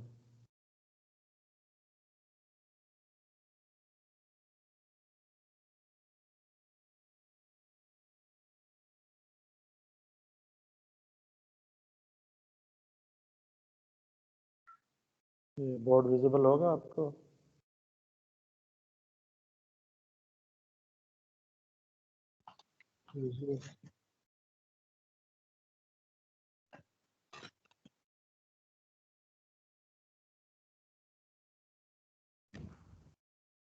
एक एग्जांपल पे इसको अप्लाई कर लेते हैं ना। Let's say this is 2s की power 4 plus 3s square plus 5s 3s cube plus 5s square plus 2s plus 6 EFS is equal to 2s की power 4 plus 3s cube plus 5s square plus 2s plus 6।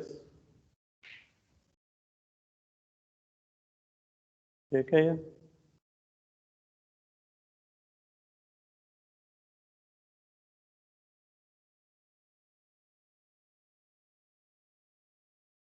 तो इसकी stability के बारे में अभी तो आप कोई कमेंट नहीं कर सकते, इसमें सारे कोएफिशिएंट पॉजिटिव हैं,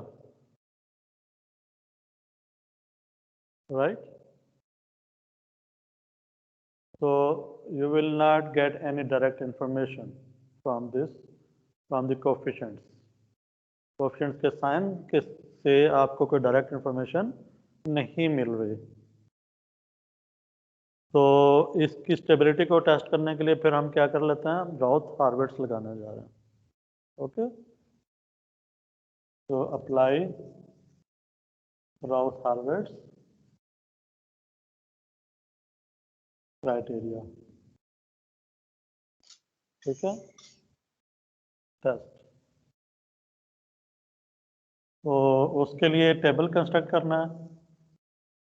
टेबल में सबसे पावर हायर पावर आ रही है एस की पावर 4, उसके बाद आएगी एस क्यूब, फिर एस स्क्वायर, एस की पावर 1 और देन एस नॉट। इस तरह का एक कॉलम बना लें, हायर ऑर्डर से शुरू करें डाउन टुवर्ड्स द पावर 0। पहली रो में आपके पास इवन जो टर्म्स हैं उनके कोएफिशिएंट्स आएंगे। तो पहले आपके पास एस की पावर 4 है तो उसका कोएफिशिएंट आ जाएगा 2, उसके बाद एस स्क्वायर का कोएफिशिएंट आ जाएगा 5 और फिर कांस्टेंट 6, ठीक हो गया। देन एस क्यूब से स्टार्ट होंगे और जो ऑड टर्म्स हैं उनके कोएफिशिएंट्स।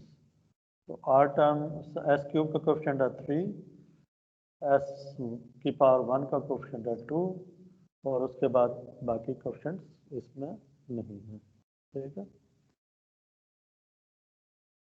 देन हमने एस स्क्वायर की रो को कंप्यूट करना है। तो एस स्क्वायर की रो को कंप्यूट करने के लिए हम क्या करेंगे, हम ये दो कॉलम लेंगे, इससे ऊपर जो इमीडिएट कॉलम आ रहा है और इसके साथ एडजेसेंट कॉलम आ रहा है, ठीक है। तो जो पहला कॉलम आ रहा है उसको ले लेंगे, ठीक है ना, और उसके बाद जो सेकंड कॉलम है तो इसको हम इस तरह से कंप्यूट करेंगे कि इसको इससे मल्टीप्लाई करेंगे 15 माइनस इसको इससे मल्टीप्लाई करेंगे तो 15 minus 4 divided by this number 3, तो जगह 11 डिवाइडेड बाय 3, यहाँ पे आ जाएगा 11 डिवाइडेड बाय 3। ये तो क्लियर है।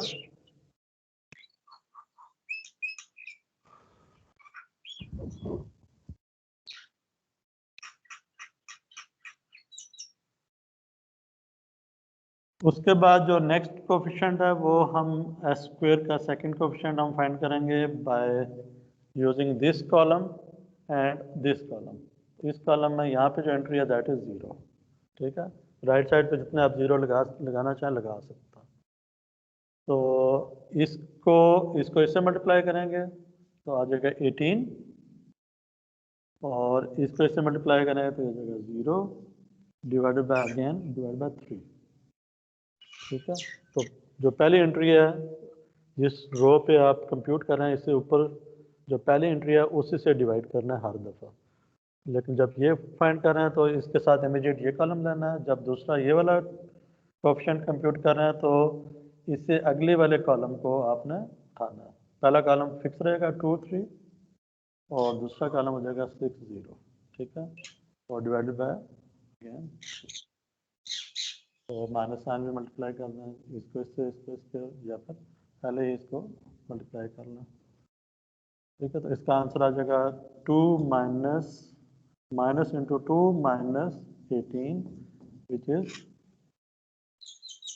Sorry 0 minus 18 which is 18 divided by 3, ठीक है। तो ये आ जाएगा 6, राइट। यहाँ तक कोई कंफ्यूजन है तो बताएं।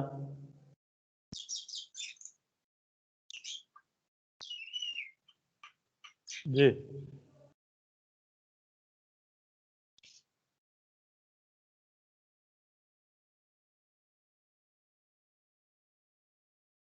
जी स्टूडेंट्स कोई कंफ्यूजन है तो बताएं। No sir. जी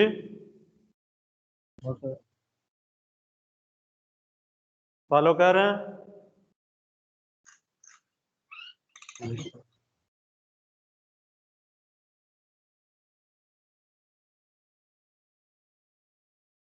जी हबीबुल्लाह,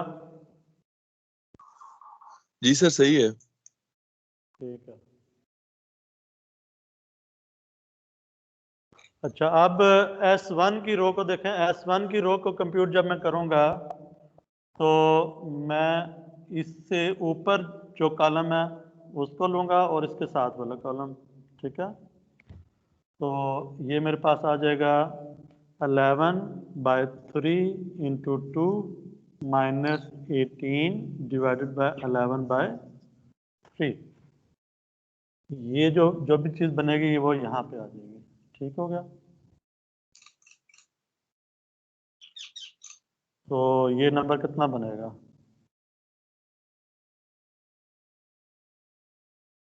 यह जगह 22 minus 54 divide by 3 divide by 11/3।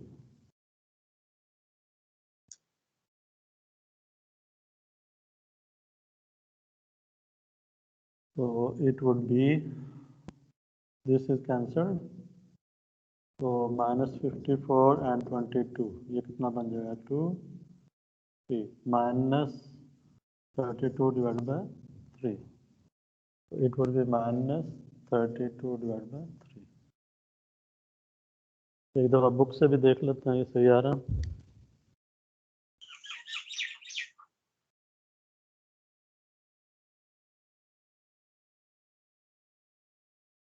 Sorry, 11 आएगा, -32 डिवाइड बाय 11।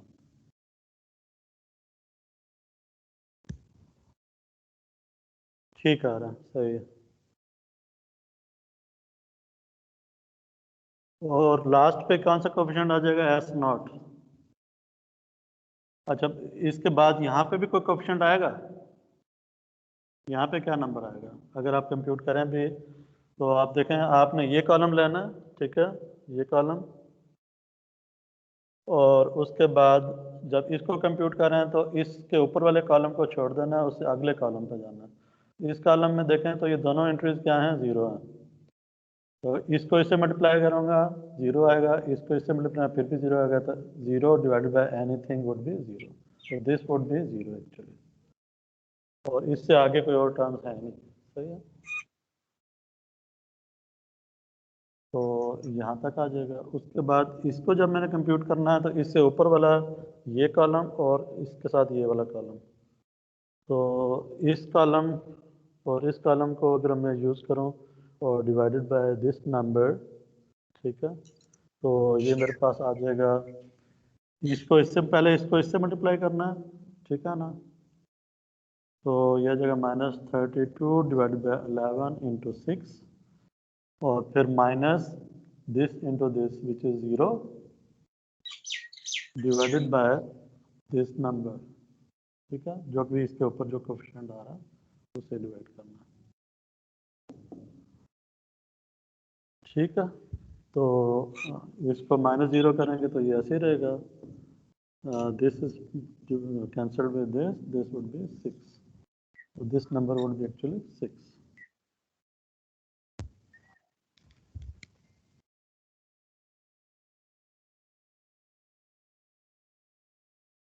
तो इस एग्जांपल के ऊपर जब मैंने राउथ हार्वर्ट लगाया तो ये मेरे पास इसका रिजल्ट है। तो पहले 2 रोज तो वैसे ही आ गए थे इक्वेशन से, ये हमने खुद फाइंड कर लें, जिसमें 11/3 6 -32/11 और 6, ठीक है।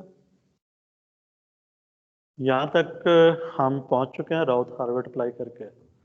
इसके बाद हमने इस टेबल को देख के स्टेबिलिटी के ऊपर कमेंट करना है। इस इंफॉर्मेशन को जो हमने कंप्यूट किया है ये, इसको यूज़ करके, तो इसमें हम देखेंगे कि जो राउथ हार्वर्ट टेबल में जो सबसे पहला कॉलम है उसके ऊपर हमारा फोकस होगा। तो इस पहले कॉलम में हम देखेंगे कि इसमें जो कोफिशिएंट्स आ रहे हैं वो कोफिशिएंट्स, उनके साइन चेंजेस कितने हैं, ठीक है, साइन चेंजेस। तो अगर आप देखें तो यहाँ से यहाँ आते हुए ये भी प्लस है, ये भी प्लस है, कोई साइन चेंज नहीं हुआ। फिर +3 से +11/3 कोई भी साइन चेंज नहीं हुआ। यहाँ से जब इस पे आए हैं, ठीक है, तो यू कैन सी कि ये माइनस हो गया, ये कोएफिशिएंट माइनस आ रहा है, ठीक है। तो इसका मतलब है कि there is a sign change, there is one sign change coming from this point to this point. Again this was minus, और जब हम इससे नीचे वाले कोएफिशिएंट पे गए हैं तो again there is a sign change, ये अब प्लस हो गया। तो इस तरह से हम साइन चेंजेस को पहले कॉलम में देखते हुए काउंट कर लेंगे कितने साइन चेंजेस हैं। जितने साइन चेंजेस होंगे उतने हमारे सिस्टम के राइट ऑफ प्लान के रूट्स होंगे, ठीक है। तो the sign changes are counted and that count would indicate the number of roots in the of the polynomial in the right of plane, ठीक है।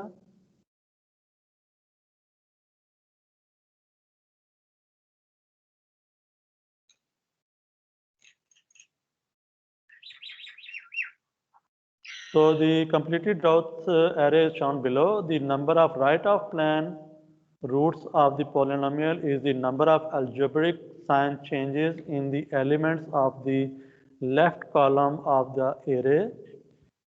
Proceeding from top to bottom, for this example, there are two sign changes in the left column as indicated with these arrows. So therefore, P of S has two right of plane roots. So this is an indicator that this polynomial has two right of plane roots. क्योंकि polynomial यहाँ पे given था, इस polynomial के बारे में पहले हम कोई कमेंट नहीं कर सकते थे, but after applying the Routh-Horvitz criteria, now we are in the position कि हम इसके ऊपर कमेंट कर सकते हैं कि इस polynomial के दो right of plane roots पड़े हुए हैं। So this polynomial indicating a unstable system, ठीक है।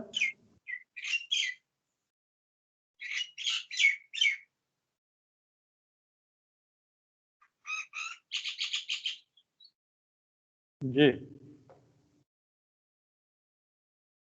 यहाँ तक कोई कंफ्यूजन है तो बताएं।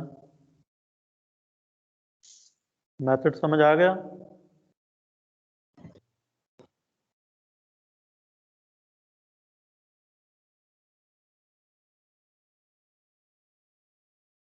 जी हबीब, आप कुछ कहना चाह रहे हैं?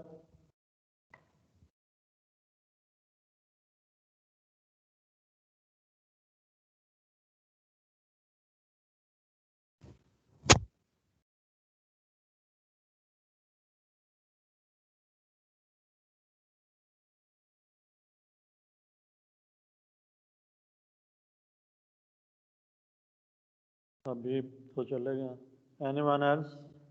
मुअज्जम? Yes, sir. मुअज्जम, आपको क्लियर है ये?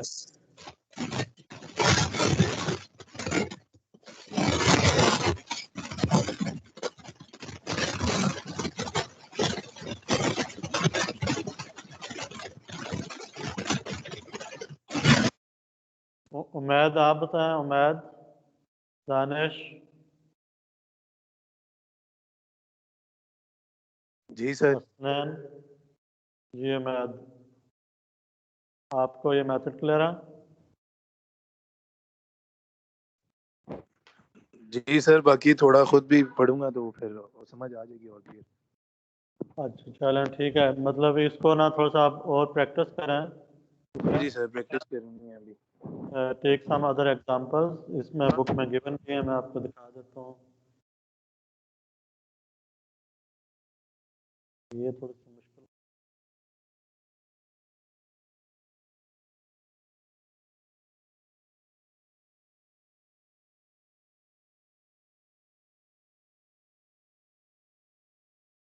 जी इनको ज़रा देखिए। For example this is the polynomial, ठीक है। नहीं, बल्कि इस पे राउथ-हॉर्विट्ज़ नहीं लग रहा।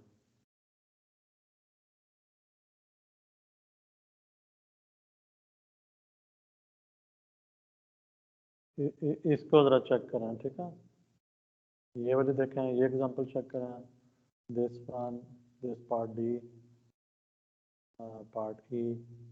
तो ये जो है ना example drill problem number 2.10, even 2.9 और 2.10 जरा, 2.9 इज अबाउट कोफिशिएंट टेस्टिंग, ठीक है, और 2.10 इज अबाउट राउथ-हार्विट्ज, ठीक है।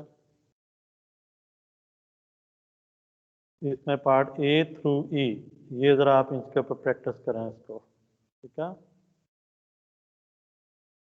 हो जाएगा, ट्राई करेंगे। जी सर, इंशाल्लाह ट्राई करेंगे। चलो गुड।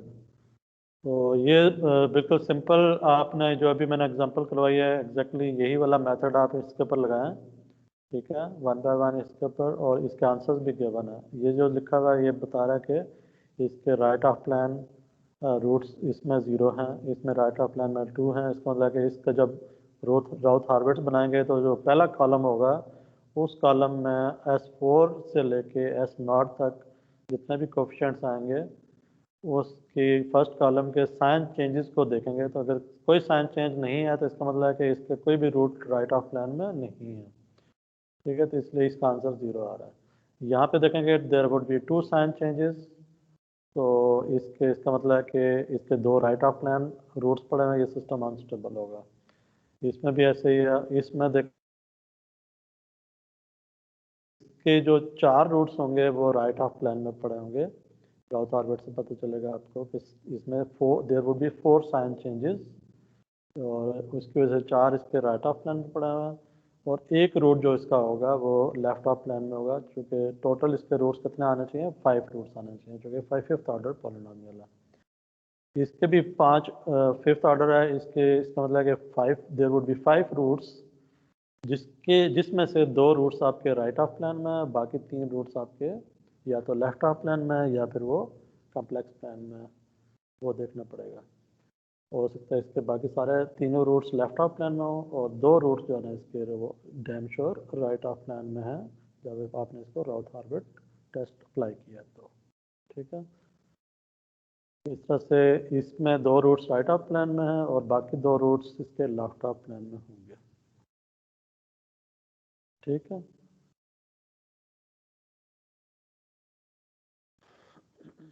इसमें और भी पॉसिबिलिटीज़ हैं राउथ-हार्विट्ज में। इस तरह की सिचुएशंस को हम कैसे टैकल करेंगे कि अगर हमारे पास कि हम एक राउथ एरे बना रहे थे और इसमें ये वाली जो एंट्री है ना, पहली एंट्री वो 0 होगी, ठीक है। तो इसके बाद जब ये वाली पहली एंट्री 0 हो जाती है तो इसके बाद वाले जो कोफिशिएंट्स हैं वो हम कंप्यूट नहीं कर सकेंगे, क्योंकि ये वाली एंट्री जो है वो क्या होती है, ये डिवाइड होती है।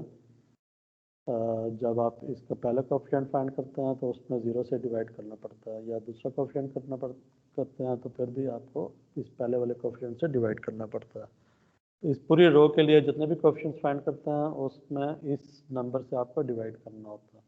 अगर ये नंबर 0 आ जाता है तो फिर ना आप आगे प्रोसीड नहीं कर सकते। यू कैन सी ये प्रॉब्लम आ रहा है यहाँ पे। तो राउथ-हार्विट्ज में जब इस तरह का प्रॉब्लम आता है तो उसको कैसे टैकल करना है वो मैं आपको बताऊंगा। आप देख सकते हैं कि इसमें ये जो पहला कोफिशिएंट 0 क्यों आया, उसकी वजह यह है कि मैंने जब इसको इससे मल्टीप्लाई किया तो क्या नंबर आएगा 12, माइनस इसको इससे मल्टीप्लाई किया तो फिर क्या आ जाएगा 12, तो 12 माइनस 12 डिवाइड बाई 6, तो 0 डिवाइड बाई 6 तो 0 आ जाएगा। अगला नंबर 5 क्यों आया, इसको मैंने पहले इससे मल्टीप्लाई 30, यहाँ 0 है तो 30 minus 3 into 0 0, 30 divided by 6, 30 divide by 6 कितना होता है 5। तो ये रो तो कंप्लीट हो गई है, लेकिन इससे आगे मैं नहीं प्रोसीड कर सकता क्योंकि यहाँ पे क्या आ गया, 0 आ गया, ठीक है। तो इसको आगे हम लेके चलाएंगे और राउथ-हार्विट्ज को कंप्लीट करेंगे। देखें यहाँ पे ये 0 आ रहा था लेकिन फिर भी इसको आगे कंटिन्यू किया, कैसे किया वो हम नेक्स्ट क्लास में देखेंगे, ठीक है। अभी टाइम आप हो चुका है, राइट। इसके अलावा जो है वो क्या पॉसिबिलिटीज़ होंगी वो भी मैं आपको बता देता हूँ। ये 2.5.5 में row of zeros, there is a possibility कि पूरी रो ही 0 हो जाए, ठीक है। जैसे ये वाली पूरी रो क्या हो रही है, 0 हो रही है। यहाँ पे जितना भी एस के कोफिशिएंट्स थे एस पावर 1 के, वो सारे के सारे 0 हो गए हैं। क्यों 0 हो गए हैं, यहाँ पे देख सकते हैं। 3 इंटू आपने किया 10 30 माइनस 5/2 इंटू 12, तो ये भी 30 हो जाएगा। तो 30 माइनस 30 डिवाइड बाई 3 0 आ जाएगा। ये 0 क्यों हुआ, क्योंकि इसके बाद वाला जो कॉलम है वो सारा 0 है, तो ऑफ कोर्स यहाँ 0 आना है। तो ये पूरी रो 0 होगी। ठीक है, और भी एग्जांपल्स हैं जिसमें कि पूरी रो 0 हो जाएगी, जैसे यहाँ पे ये 0 हो गई है। इसको कैसे टैकल करना है वो फिर हम देखेंगे। ठीक है, और एक और पॉसिबिलिटी है कि आपके पास देर आर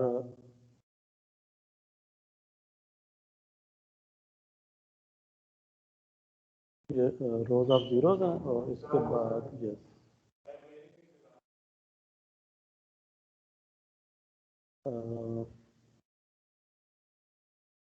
ये वाला केस जिसमें कि ना मल्टीपल कोफिशिएंट्स के लिए रो 0 हो जाए, यहाँ पे भी 0 हो जाए और कहीं पे भी 0 आ जाए। तो यहाँ पे हम देखेंगे कि ये मल्टीपल रोज 0 अगर आ जाए तो उसको हम कैसे, उसका क्या मतलब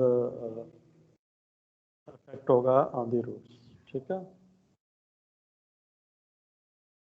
तो ये दो डिफरेंट केसेस जो हम देखेंगे कि अगर कॉलम की पहली एंट्री 0 हो जाए तो क्या करेंगे, और अगर पूरी रो ही 0 हो जाए तो फिर उसमें हम कैसे आगे प्रोसीड करेंगे और इसकी क्या इम्प्लीकेशन होगी ऑन दी रूट्स, वो हम नेक्स्ट क्लास में देखेंगे। राइट, जी ठीक है सर।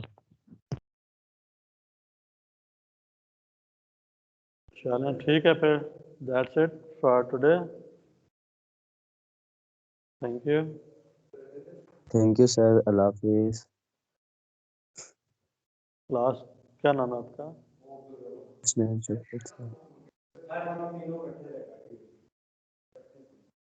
इधर आ जाता है ना।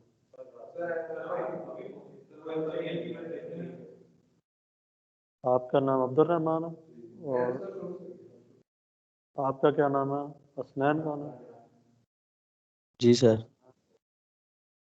आपका क्या नाम है? शाहजेब तो मुझे नहीं नजर आया कहीं।